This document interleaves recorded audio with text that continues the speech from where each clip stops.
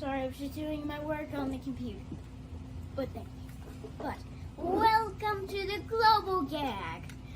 Please share your location or Twitter handle and chat along with us. Any questions you have, I will gladly answer them. I beg of you. Subscribe to your YouTube channel for future events. Enjoy the show!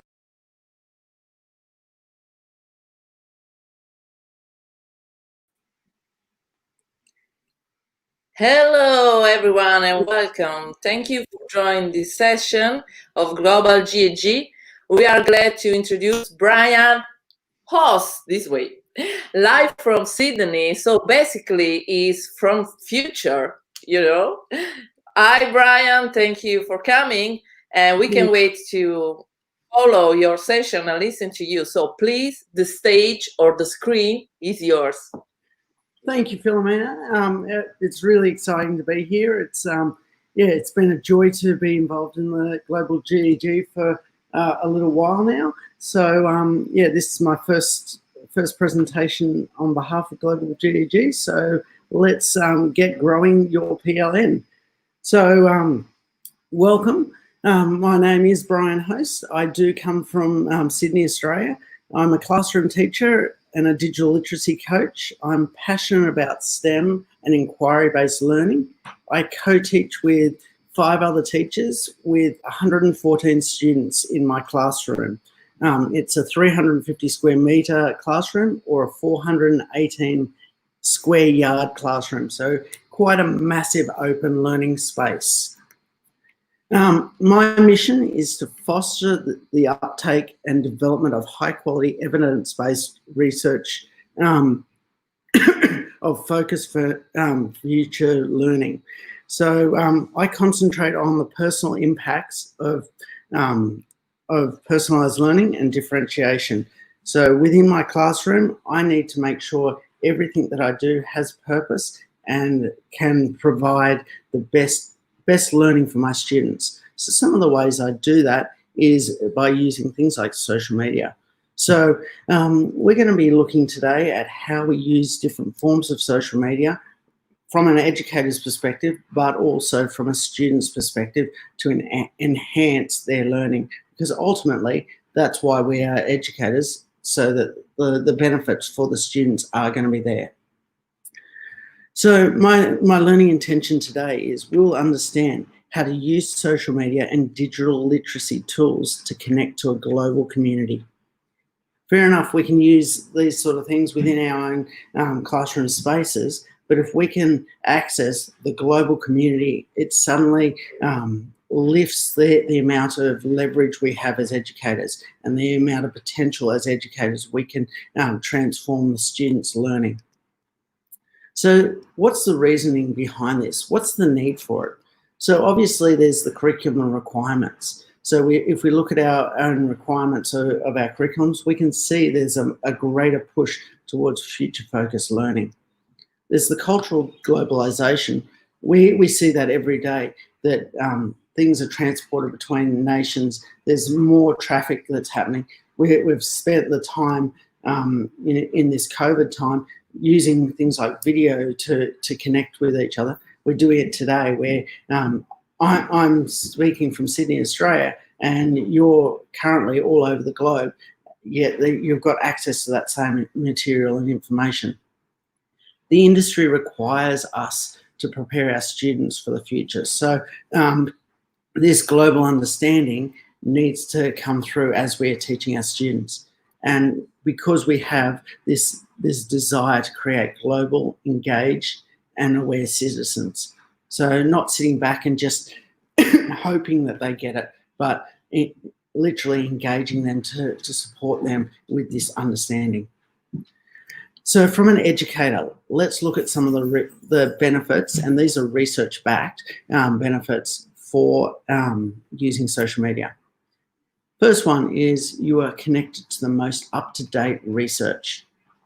Very, very beneficial if you're able to reach out to researchers who are in the field going and asking them complete questions around what's the benefit of doing this type of practice or using this type of pedagogy, suddenly they respond to you and give you that information.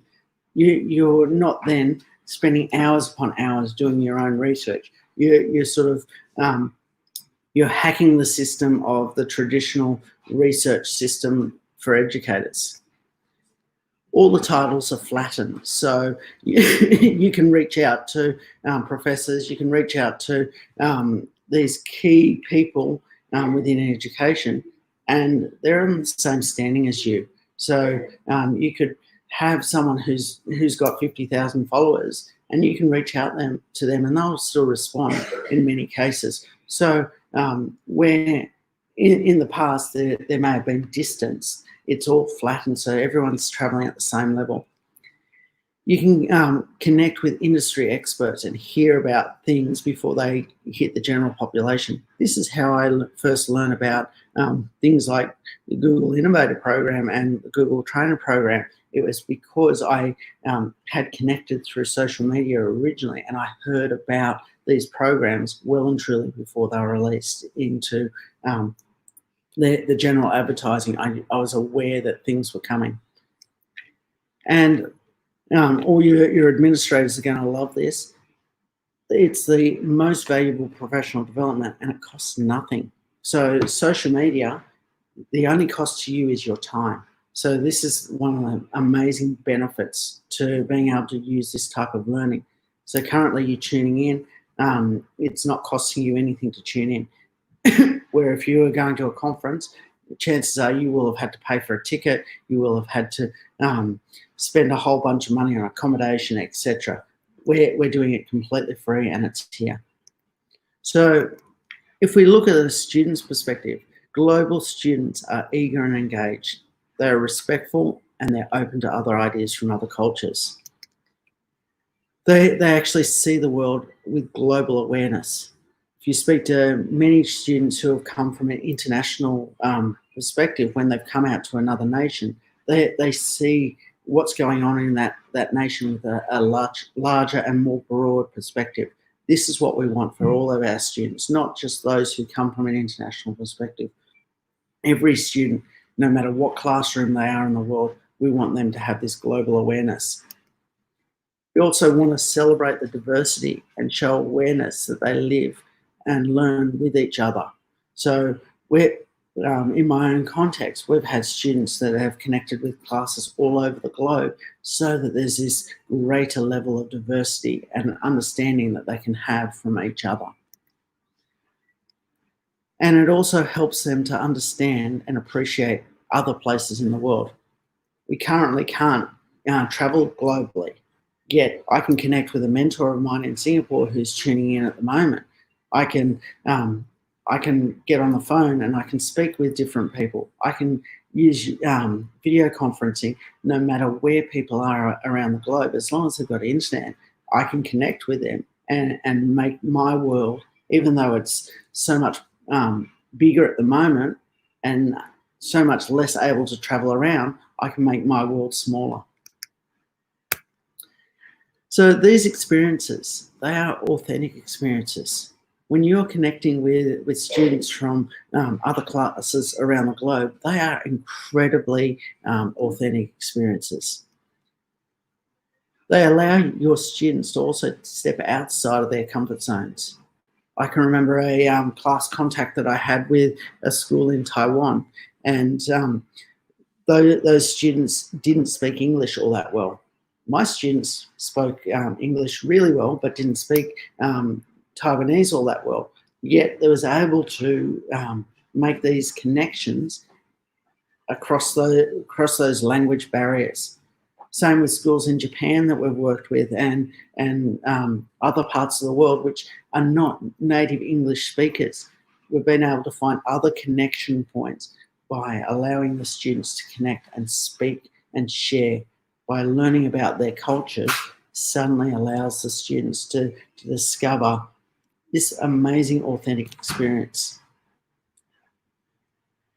Another reason why it allows us to connect is we can actually focus on key issues that are happening in our globe at this moment. So yeah, there's plenty of things happening around us, but allowing us to actually share from an empathy perspective how people are going, and putting our students in their shoes. Now, I can remember a school I connected with my students in Nepal just after the earthquakes about 5 or 6 years ago. My students didn't understand. They were too young to understand what the impacts of an earthquake really were. But by putting them in front of students that had lived through that, suddenly they had this real understanding, and they could appreciate from someone else's perspective what life was like for them. So here are some opportunities that we can connect, and we'll be talking about these today. Obviously, there's social media.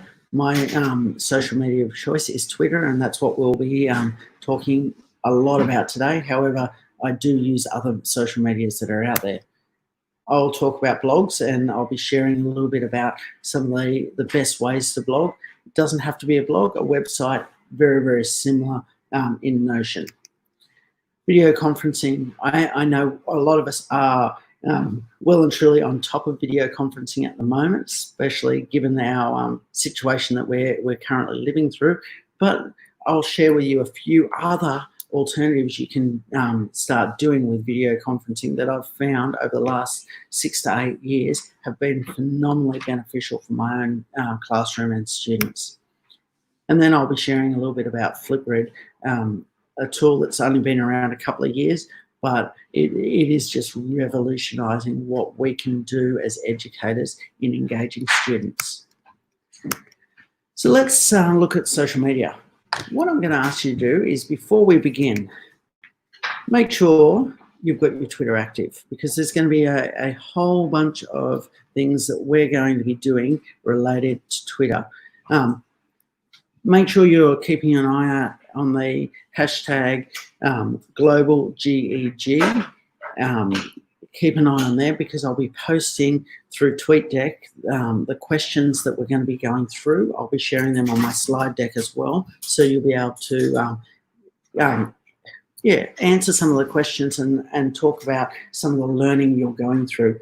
Now, I'm going to apologise. I will try to respond as soon as I can to a lot of the tweets that will come out, but obviously I'm presenting at the moment, so there may be a little bit of a delay. There is a whole team of global GEG leaders that will be engaging as well, so please expect someone to respond to your comment. You can also do the similar on the YouTube feed. So let's look at some information around social media. Now, this quote came from ISTE a few years ago. Social media revolutionizes society and created a tsunami of change for teachers. It has built and created new opportunities for educators to build individual and collective capacity through online professional learning. Using social media tools such as Twitter, LinkedIn and YouTube allows educators to implement contemporary and personalised classroom learning experiences. And this came from EdSurge in 2014. So you can see these bits of research, these bits of information are a few years old now. However, they have still the common understanding that using social media impacts the classroom, it benefits the classroom. So one of my favourite researchers out there is Alekouros, and this is what he had to say about social media. So Twitter has actually been one of the really interesting tools in the classroom. And I've seen through a number of years, I've been on Twitter since about 2007.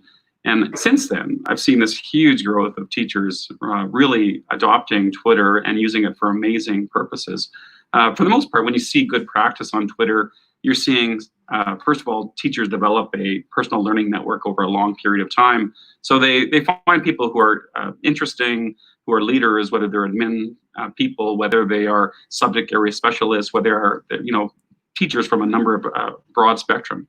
And it's not just teachers that are located close, it's teachers from all aspects of the world.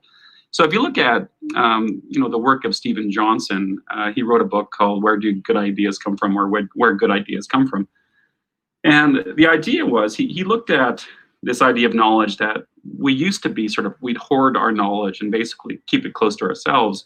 And we thought if we just sit in isolation and think deep thoughts, that eventually a good idea would come to us. But we're seeing this idea that the more parts that you put out on the table that you make available to other people, you see these new innovations, these things that were partial hunches, all of a sudden turn into something much bigger than we could have ever dreamed of. And it's because it's this idea collision with the ideas of others. And that's what's happening on Twitter. You're actually seeing a lot of teachers put out their ideas. They might be in a tweet, but it might also be in a blog post, a video, because we have to think that Twitter is not exactly always 140 characters. We think that's it's limited because it's 140 characters, but there's a richness in that 140 characters. It could lead us to all sorts of different detours and paths. And so through the use of Twitter, teachers are able to connect, see better practice, see what other teachers are doing, share lesson plans. And teachers are doing it in a lot of different ways. For instance, the idea of the hashtag. The hashtag is a new literacy. There's a paper by Christine Greenow from MSU that talks about the idea of Twitteracy. And not understanding how to use a hashtag is actually becoming really is becoming a detriment if you don't know what a hashtag is or how to connect via hashtag. So you're seeing teachers use hashtags such as EdChat, which is more of a general education chat, or SSChat, which is social studies, or SciChat, which is science. So if you're interested in a subject area or say a grade area, if you're a kindergarten teacher, people are looking for KinderChat. And so all of these hashtags are supported by a number of practitioners around the world who are interested in those particular areas or disciplines, and they're connecting in new ways. And so to be apart from this really means that you're sort of receding back. You're becoming, again, irrelevant in a sense because you're not connecting to some of the brightest and most innovative educators on the planet. And so Twitter is just one of the great ways of being able to do that. So obviously, George there said that it was 140 characters. It's no longer 140 characters, it's 280. So this is a little bit more information about Twitter around the benefits from a teacher's perspective. Hello, Derek here. We're going to talk about Twitter and how you can use it for professional development. So why Twitter? And how can I use it to enhance my professional development? So as a teacher, sometimes it really feels like you're the sage on the stage. You feel like you're the only person, it's you and the students, and maybe a few educators in your building. But the reality is there are educators all over the world, and not just educators, but other people that have valuable information that they can give to you. And we've always known that, but making that connection has always been a bit challenging. How do we connect all of those people with you, that one person in a classroom? So those people, who are they?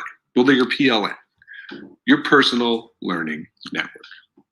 And if now, more than ever before, your personal learning network can expand to much, much bigger places than it had ever been. Not just the teacher down the hallway, your administrator and colleagues that you've known, but we can go to other educational specialists that perhaps you never really had access to before. And in my PLN, I find one of the most valuable groups are non-educators, psychologists, university professors, all sorts of people that might have an expertise that outside of my PLN, I'd have a hard time actually connecting to. So who else supports this? So if we look at some of these amazing professors, educators here, we've got people like Sir Ken Robinson, Mark Weston, Deborah Nicolay, Andy Hargraves, Alma Harris, Michael Fullen, Patsy Salzberg, Asher Rao, and Yong Zhao. So you can see these are the type of educators that you have connection with, and these are the type of educators that will come and speak with you if you reach out to them. Some of these are people I regularly engage with on a monthly basis based on different conversations I'm having with them. By reaching out to them, not just hassling them going, oh, I want this information, but actually genuinely building a relationship with them. They start feeding you information that will help build you as a professional. So a lot of what I'm talking about is based on this book from Tom Whitby and Steve Anderson, but I just want you to consider what social media looked like in the past. So if we look at this image here, obviously it's a bit of a play on words though, but you can see that a lot of the things that we've got in our social media sphere, we had access to in other forms. So the 5 stages of Twitter. Obviously there's denial, and I hope many of us have moved beyond denial to curiosity. This is where a lot of people are at the moment. Then they move to aha. Then you've got the obsession, and then it's just part of your life. Okay, so we're going to work, hopefully, to see people move from this end of the scale down to this end of the scale. So just some information about Twitter. It's a form of microblogging. So it's 280 characters. The @ symbol is the Twitter handle. A tweet is a post that you make. It's text, image, etc. Retweet just means you are sending or resending information other people have sent. You can also add a comment to a retweet. The follow button means you are following the information that another person is giving. A hashtag is a group of information being collectively put together. So today we're going to be using the hashtag global GEG. And then direct message, it's just a way that you can feed conversation between different people, but it is just, it's a private conversation. So who are the people you want to be following? First and foremost, you want to be following people like your own colleagues, industry-based groups, looking at people that you are interested in. If you're interested in NFL or AFL, or fair enough, follow them. But if they're not necessarily things you want to focus on, if you want to focus on education, focus on educators. Then look at the relevant information your PLN are putting up. So when you are creating, consider the type of thing you want to be actually known for. Look at things like events, link to information that you have and resources you've created, and use 280 characters or up to 280 characters. And then engage. This is probably the most important part of Twitter and other social medias. There's a lot of people who sit on the sidelines and lurk. Lurking is not a bad thing. It just means you're watching. But to move on that that line, you actually need to start to engage. So things like joining in ed chats, answering questions, posing questions, checking for replies, and if you've got a blog, using or a website, using tools like Deliver It, so it feeds the information from that website or blog onto your Twitter handle. So some of you have already noticed this question has already been posted through Tweetdeck onto the global GEG hashtag. What I would like you to do is just share something you've learned today about social media in education, and use the hashtag global GEG.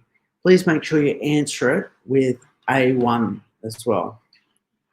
I'm just going to give you a short amount of time, and then we're going to move on to the next question, which again I've already posted onto the global GEG hashtag.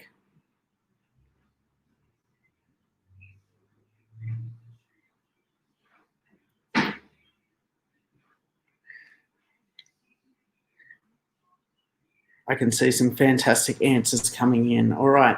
Our second task is you are going to search, follow, and retweet one of these edgy tweets. Then within the hashtag Global GEG, share with us who you've followed. So these are some of the amazing educators that I follow and I engage with. So check some of them out, and please make sure you follow and retweet those. Task 3, going to the Global GEG feed, retweet another tweet from the Global GEG feed. So this is about practicing the skill of engagement. Question 4, again, these are being posted directly on Twitter, on the Global GEG feed. You are going to engage with one other person who's currently on that Global GEG feed. So what you're going to do, you're going to scroll through that feed, and you're going to start a conversation with one of the people who are engaging on there currently. And then the 5th task is you are going to search up one of the following edu hashtags and quote a tweet from them on the Global GEG feed. So all of these are regular conversations that are happening amongst educators. You can see some are more location-based, some are interest-based. So choose the area that you want to do and then retweet it on, or quote the tweet on Global GEG. So every single day there is hundreds of Twitter chats that are going on. And all you need to do is search the educational Twitter chat calendar on Google, and you'll actually find it up. So if I click on here, you can see this is the website that comes up. You can choose what time zone you wish to have it in. There is also international time zones you can switch it to, and then it will take a little bit of time, and then you can see these are the chats available for educators. There are hundreds upon hundreds of them for you to engage with. So as I kept on saying, I had preloaded a lot of the questions on Tweetdeck. Tweetdeck is a way to manage the chats you're involved with, and it helps you understand the flow of things. It uses columns, so it's easy to process things and group things into common areas such as conversations or hashtags. The other thing it allows you to do is schedule tweets. So if I jump over into my Tweetdeck here, you can actually see the feed that's going on at the moment, and you can see how there's notifications and the scheduled tweets. So I've got a tweet from later on that will end up being scheduled and pushed out. To schedule a tweet, all it is choosing the date, choosing the time, adding the image that you wish, and putting some text. Remember to make sure you add the hashtag that you want to feed it out to, because it is a great way to actually have others engage with the conversation. All right, we're going to move on to blogging.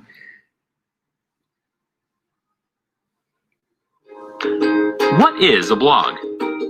Originally created from the words web and log, a blog is just that. A blog is the logging of one's thoughts, ideas, experiences, and more, all in one place on the web. You've probably seen them around, but what makes them so great? Well, blogs are easy to use, and with a few clicks, you can share thoughts, opinions, news, anything. Your blog is a staple of who you are, the ultimate expression of you on the web. Your blog theme is what controls how your blog looks. You can choose a theme and personalize it with your own colors and/or background images to find the look that fits you. It's easy to change themes as well, so you'll always be sure that there's a look and feel out there that fits with your personality and makes it easy for visitors to find what they're looking for. Most blog themes are made up of 4 main sections: the header, the sidebar, the footer, and the body. The header is comprised of your blog's title or logo if you have one, and your main navigation menu. The menu is the way that your guests should be easily able to navigate the content of your site.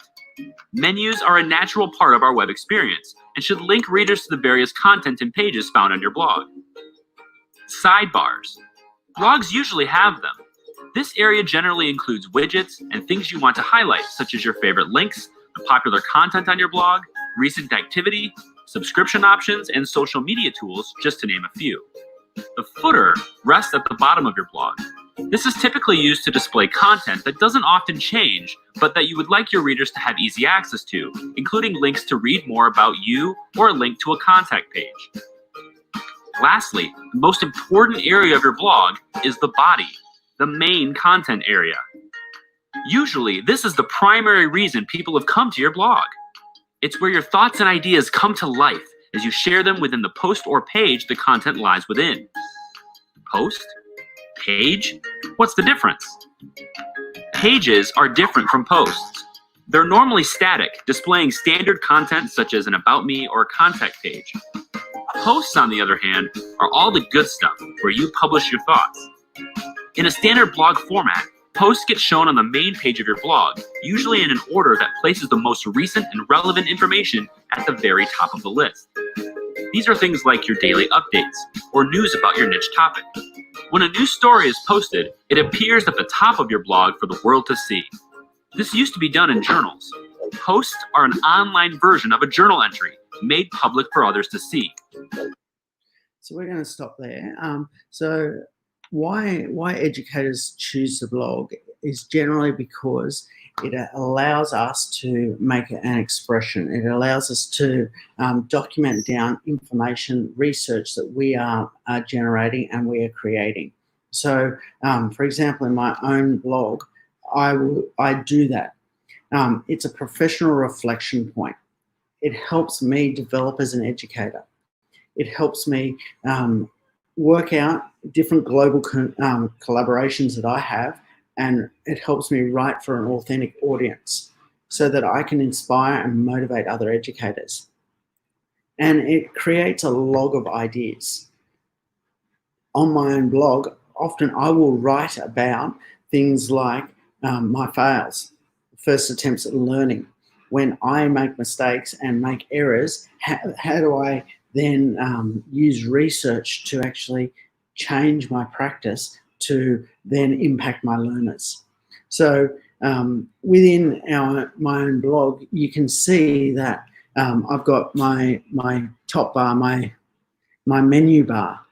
I've got my sidebar here, which has the different bits of information about me.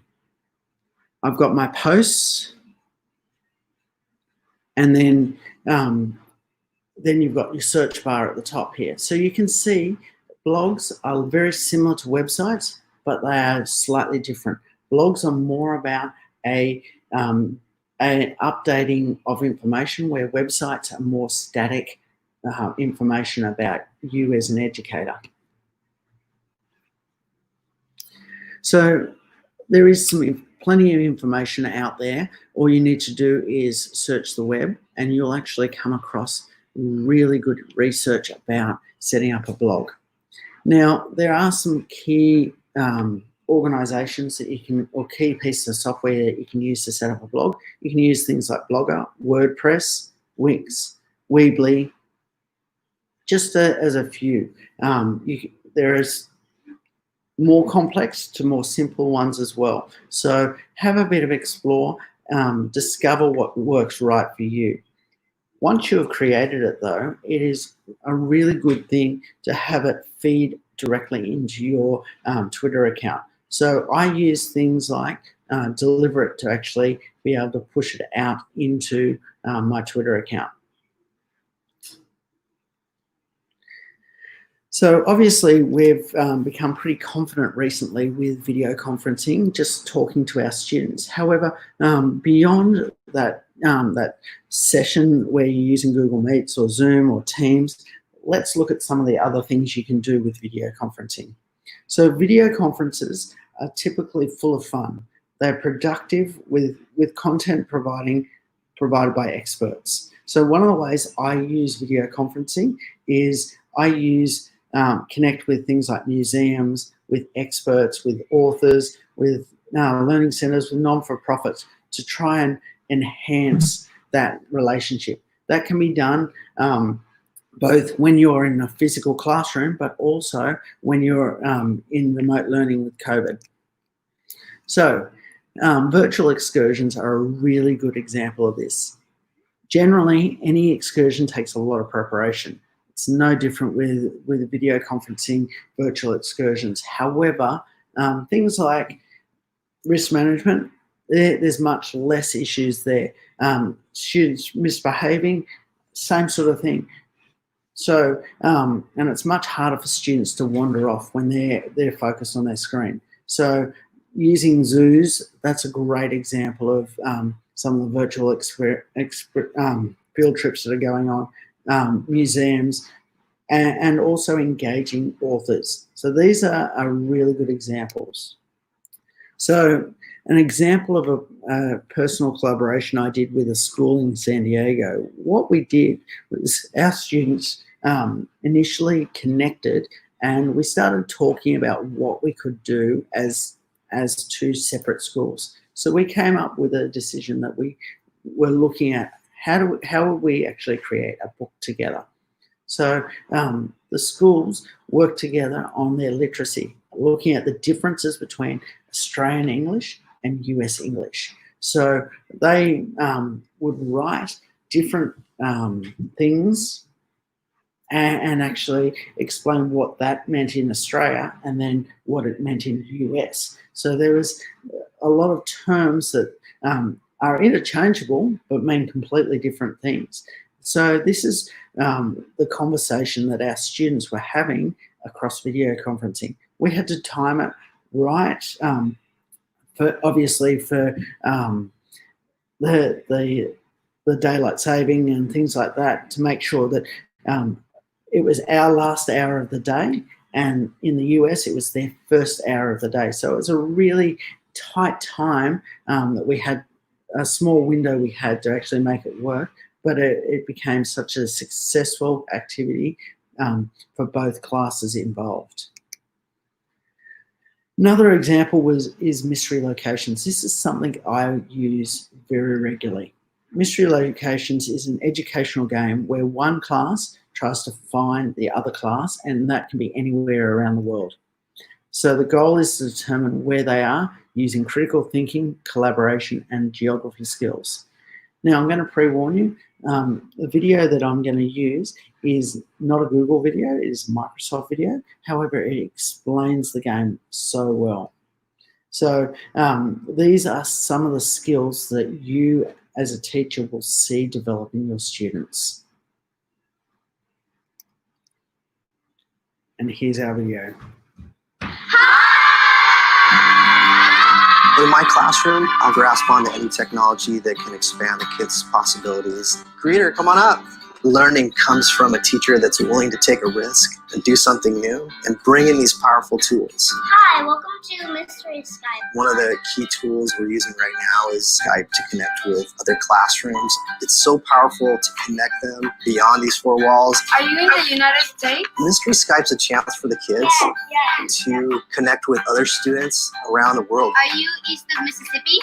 No. It's a challenging game for them. They have to critically think. It helps the kids understand other cultures and other countries. Are you in the U.S.? No, we're not.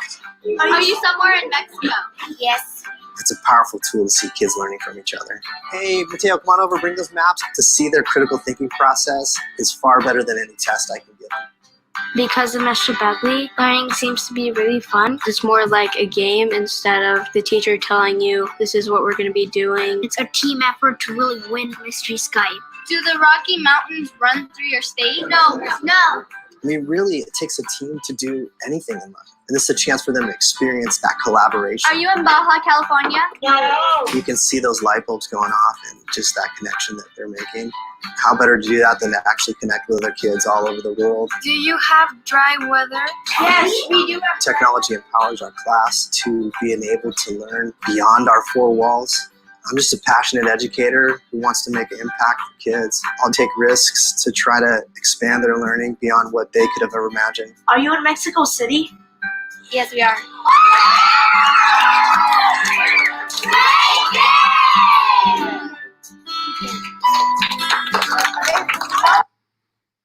So you can see with mystery locations the power of it and their level of engagement. So there's 3 ways to play, and depending on the years, the age group of the students depends on which way I've played. When I was doing infants teaching, I would do it more of a simple version, where now being in the older primary, older elementary, middle school area, I now focus on more a type of game which is focused more on critical thinking. So there's 20 questions. Basically, this is the game that I would play for my younger students, where basically we had the game of pre-written questions where they would then choose which question they would do to then narrow down the country that the other student was in. So they prepare the 20 questions, and they also prepare 5 to 10 clues. Clue drop is that middle sort of age group. It's recommended for intermediate classes. So they use statements like, we don't have, we are not, and we don't live near. So it works in reverse to what the normal game would work. And then we've got yes, no, and this is the more complicated. However, this game actually gives the students that level of success and desire to succeed more than any other type of game. So basically, the classes are only allowed to ask closed questions, the yes, no questions, and have to use their geography skills to really narrow down where the other class is. So what happens after those mystery locations is you work out or you share key information about the country you're in, the state you're in, the city, and the school. I know there has been plenty of times my students have not only found the school that the other students were in, but were able to even narrow it down right down to the classroom using Google Maps. So this is, once you start developing your students and getting them practiced at this, they start getting the skills to really take this to the next level. It allows them to compare and contrast their communities. So the conversations that happen between the students, they're priceless. Some of the plans that have come out of that have been our collaborative project that I did with a school in San Diego. So you start looking for other opportunities that are out there to keep that connection going between the classes. You look for common projects and you share cultural experiences, and that's probably the most beneficial aspect for our school. It's been seeing what other schools from around the world, how they learn and how different their situations are to our own. So these are some of the people that I follow and I've connected with, again through Twitter, that are amazing at mystery locations. So Bev Ladd,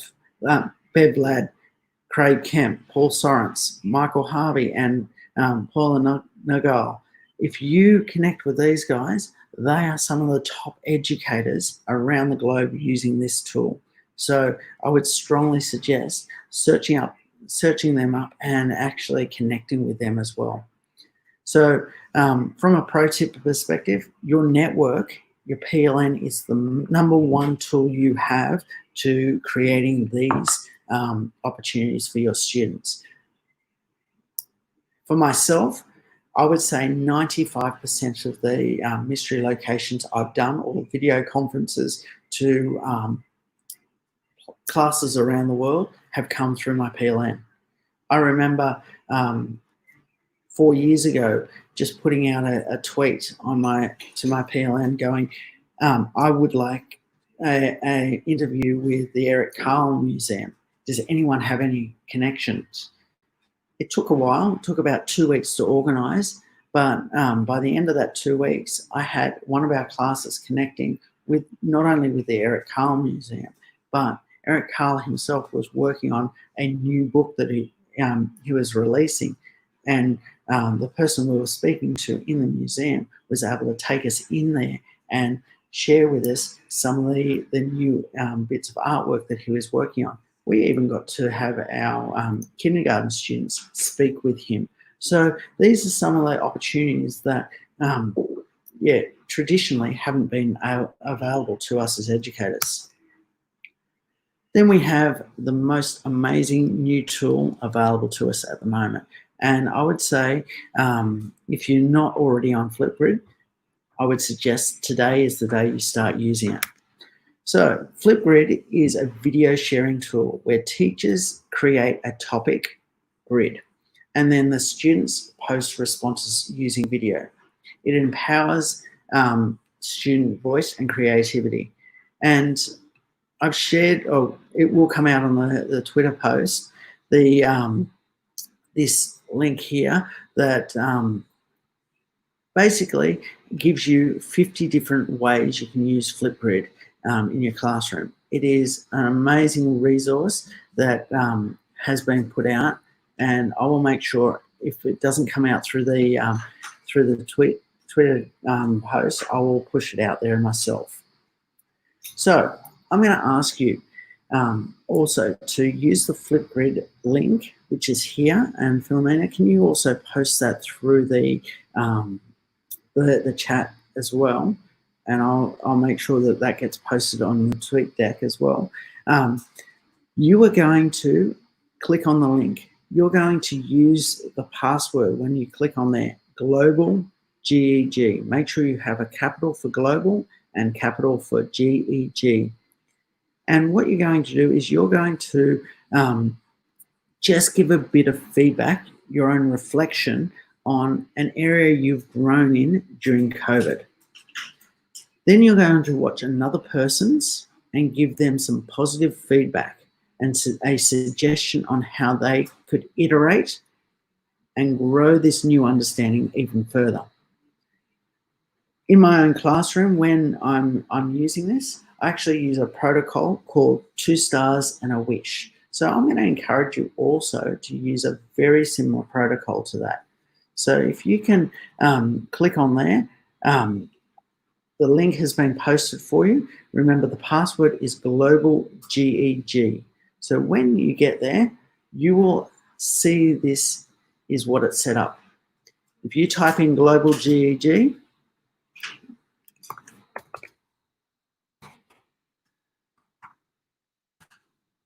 will then let you in.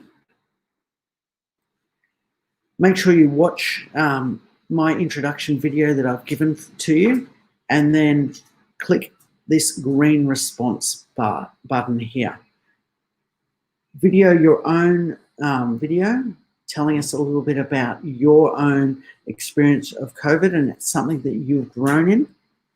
Then reflect on someone else's, watch someone else's when they start being put in there.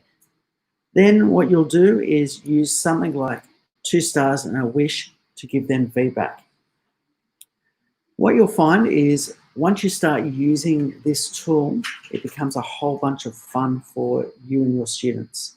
So I'm going to move on. I'll leave that open for you. So I'm not expecting by the end of this presentation those videos to be done. However, once this presentation is finished, you might want to get on there and actually look at those or add more to that, because you'll find by engaging this way, you're learning exactly how your students will be learning, and it's a tool that you're then able to bring into your own classroom. So just to wrap up the information from today. Again, a quote from ISTE a few years ago: teachers make things happen to bring meaning to the world. Technology is just a tool. This is something that I want to very much reinforce. The technology we use as educators is not the driver. The driver is you as the teacher being choosing what's the best tool to actually empower the learning. So please remember that. Please use the information you have, the curriculum you have, and then choose the right tool to enrich that. Global connections engage students in fun, authentic, and deep learning. Again, this is another quote from Esty, and this is what I've found. This is what I've found personally as an educator myself, using my PLN, which is a global PLN. I've found that some of my closest friends are not the ones that live in the same country as me. Some of my closest friends are the ones that I can send a tweet to and go, hey, are you available just to jump on a Google Meet? And we will talk for an hour or so about different issues that are going on. Some of my closest friends are now some of those researchers I talked about earlier on that I've built relationship over time. These relationships are authentic. They are a lot of fun, and they've helped my learning as a professional grow deeply as well. So our challenge as educators is to explore and implement the opportunities available to use as 21st century globally connected educators so that we enhance learning for all. So understanding that we do have hundreds upon hundreds of tools available to us, but choosing what's going to be the best to prepare our students for those future opportunities so that we can have that future focused learning and teaching that our students deserve. This is one of the reasons why I use things like Twitter. It's one of the reasons why I use video conferencing. It's very much a reason why I use Flipgrid. And also for my blogging. It's so that I can allow my students to have the best opportunity to learn deeply from me as a reflective educator. Thank you for today. I hope you've found this beneficial, and I'll hand it back over to Philomena.